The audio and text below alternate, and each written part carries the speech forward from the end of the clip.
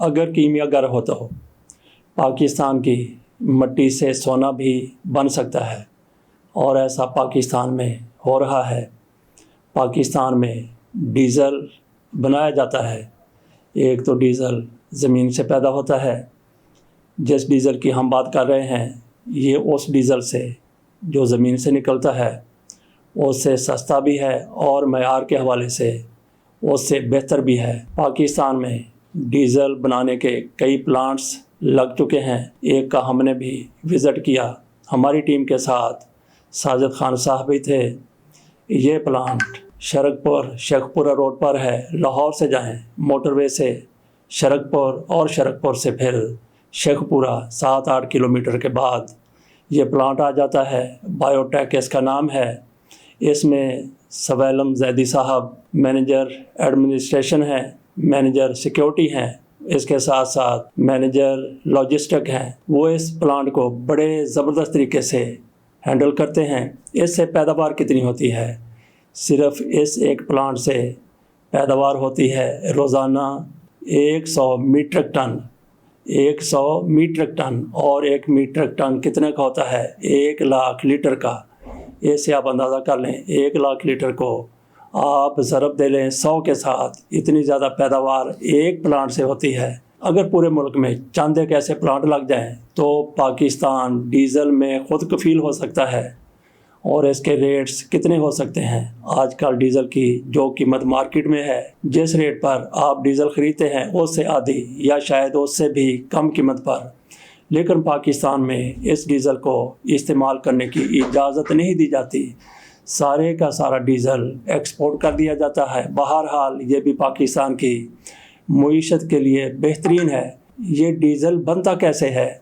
इसके लिए raw material कहाँ से आता है? बात हमने की कि पाकिस्तान की मिट्टी से सोना बन सकता है। कीमियागर का होना ज़रूरी है। इसी तरीके से आपके पास माहिरीन का होना ज़रूरी है, टेक्नोलॉजी की समझने वाले लोगों का।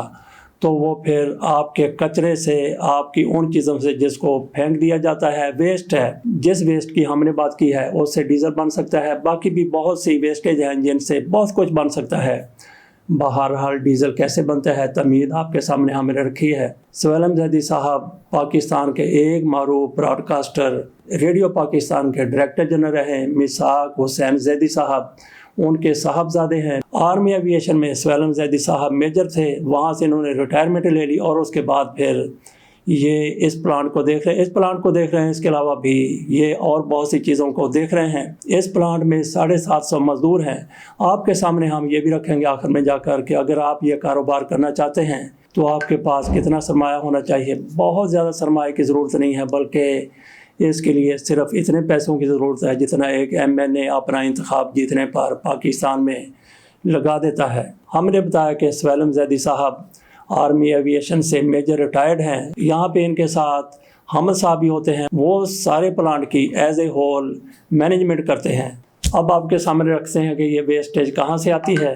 वहाँ पे हमारी सवैलम जैदी साहब के साथ बात हुई, कोई टेक्निकल लोगों से भी बात हुई, वो भी आपके सामने रखते हैं, लेकिन थोड़ी सी मैं आपको डिटेल बता देता हूँ, उसके बाद फिर उनसे गुफ्तगू करते हैं। ये डीज़ल चिकन ऑयल से बनता है। चिकन ऑयल कहाँ से आता है? ये चिकन ऑयल जिस तरह से मुर्गी की वेस्टेज है, उसके पर हैं, चर्बी है, आंते हैं, उनको इकट्ठा कर लिया जाता है। ना सिर्फ मुर्गियों की बल्कि बड़े जानवरों की, बकरे की, गाय की, बैल की, भैंस की, ऊँट की, या जो भी जानवर हैं उनकी वेस्टेज को इकट्ठा कर लिया जाता है, उनकी आंतों को, चर्बी को, तो उससे चिकन ऑयल बनाया जाता है। पाकिस्तान में चूँकि बहुत से मामलात में 2 नंबरी होती है, इसी तरह से 2 नंबरी करने वाले लोग इसी चिकन ऑयल को, जो बिल्कुल भी सेहत के लिए बेहतर नहीं है, उसको खुर्दनी तेल के तौर पर भी बेच दिया जाता है। सवैलम जैदी साहब ने हमें बताया कि चिकन ऑयल की पहचान क्या है, जो खुर्दनी नहीं है लेकिन बड़े बड़े ऑयल बनाने वाले चिकन ऑयल को इस्तेमाल कर लेते हैं। उन्होंने बताया कि इसकी पहचान ये है कि एक तो जो खालिस ऑयल होता है वो बिल्कुल शफाफ होता है, चमकदार होता है, लेकिन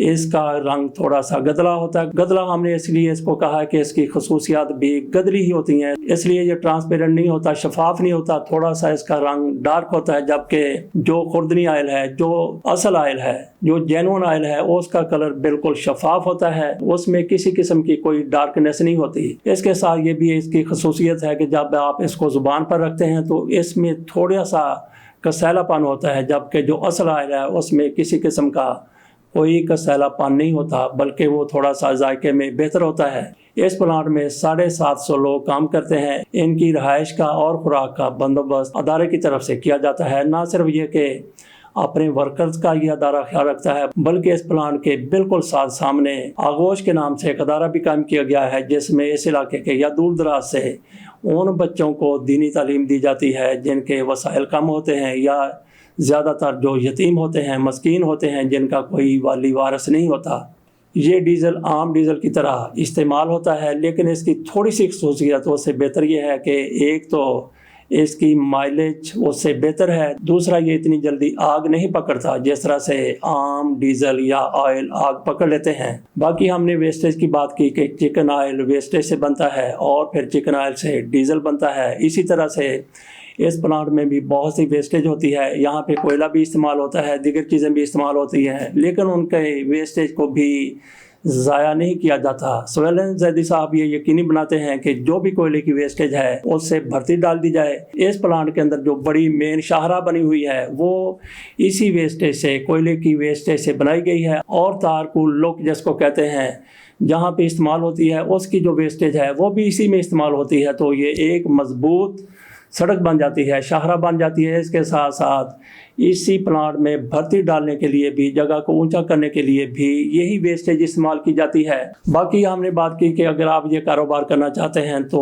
कितने इस पर अखराजात आएंगे। ये जगह जिस पर ये सारा प्लांट लगाया गया है, सेटअप बनाया गया है, ये है 7 एकड़ 50 कनाल के करीब। और इसी जगह पर इसी डीजल को मजीद रिफाइन करने के लिए, जहाज़ों के इस्तेमाल के लिए भी इस्तेमाल के काबिल लाने की कोशिश की जा रही है।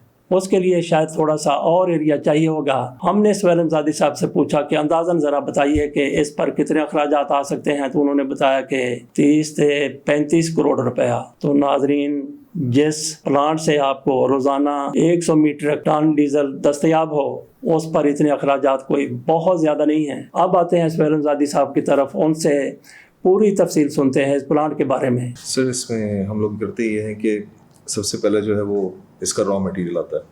तो यहाँ पे हम लोगों के पास रेंडरिंग की सहूलत नहीं मौजूद। तो होता ये है कि रेंडरिंग प्लांट जो है वो करता है इसकी जो चिकन वेस्ट हम लोगों के पास आता है उसको ये लोग रेंडर करते हैं। रेंडर इज़ अ प्रोसेस के जिसके अंदर वो उसको गलाते हैं, ठीक है, पकाते हैं, और फिर उसमें से फ़ैट ऑयल निकाल लेते हैं, चिकन फ़ैट ऑयल। फिर वो फ़ैट ऑयल क्योंकि चिकन वेस्ट से बना हुआ होता है, किसी ज़रूरत में नहीं होता, ह्यूमन कंजम्पशन के लिए भी नहीं होता, उसके बाद वो इस रॉ मटेरियल की शक्ल में हम लोगों के पास यहाँ पे आ जाता है। जब वो यहाँ पे आता है तो हम उसको 2 स्टेज में से गुजारते हैं। पहली हम कहते हैं स्टेज को प्री ट्रांसफिकेशन कहते हैं। उसके अंदर होता ये है कि हम उसको ट्रीट करते हैं, सेटलिंग टैंक में रखते हैं। सेटलिंग टैंक में पानी नीचे बैठ जाता है, ऑयल ऊपर आ जाता है। 12 घंटों के बाद हम पानी आउट कर देते हैं, ठीक है। उसके बाद हम लोग ऑयल को ट्रीट करते हैं एसिड के साथ। एसिड के साथ करने के बाद हम उसको ट्रांस में ले जाते हैं। ट्रांस नेक्स्ट स्टेप है कि जिसके अंदर हम लोग इसको ले जाके हीटअप करते हैं ऑयल को। ऑयल हीटअप करने के बाद हम उसको डिस्टिलेशन की तरफ ले जाते हैं। डिस्टिलेशन में हम लोगों के पास ये टावर है, मैं आपको दिखाऊंगा सर। उस टावर में ये नीचे से पंप होता है ऊपर की तरफ, और साथ में ऊपर से मेथनॉल आती है। तो मेथनॉल के साथ रिएक्ट करती है, मिक्स करते हैं सर। उसके बाद मेथनॉल जो है वो रिकवर हो जाती है ऊपर जाके, और नीचे जो है 2 चीज़ें आती हैं, एक LDO होता है, अच्छा, और एक टार होता है। LDO वो क्योंकि हैवी होता है तो वो नीचे बैठ जाता है, बायोडीजल ऊपर से बाहर चला जाता है। तो LDO और टार जब नीचे आ जाते हैं उसके लिए हम लोगों ने 2 रास्ते लगाए हैं। एक जाता है सेटलिंग टैंक की तरफ जहाँ LDO चला जाता है, उसको हम दोबारा से प्रोसेस में ले जाते हैं। जो टार है, जी सर, जो टार है उसको हम पंप करते हैं। टार हमारा वेसल है उसके अंदर, तो टार वहाँ जमा जाती है। तो टार जो है it is being sold separately. उसके बाद बायोडीजल जो है उसको हम एक्सपोर्ट के लिए रेडी कर देते हैं। अच्छा, ये रॉ मटेरियल कहाँ से आता है? सर, ये रॉ मटेरियल जो है इसमें चिकन ऑयल है, फिर उसके बाद हम लोग यूज्ड कुकिंग ऑयल यूज़ करते हैं। अच्छा, ठीक है। ये 2 किस्में हैं जो कि हम लोग मेनली यूज़ करते हैं।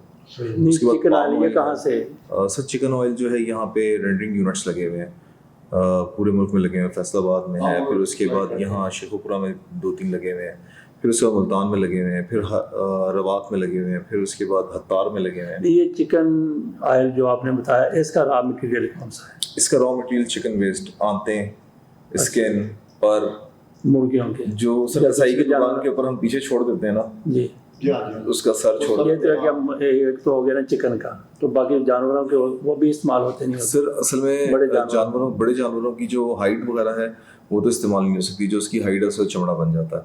जो बाकी वेस्ट है वो अगेन रेंडरिंग प्लांट उठाते हैं, वो उसको चिकन के वेस्ट के साथ मिक्स करते हैं और एक ही दफ़ा उसको रेंडर कर देते हैं। आंते वगैरह जो। जी सर, तो रेंडरिंग एक प्रोसेस है जिसमें कुकर्स लगे होते हैं बड़े बड़े।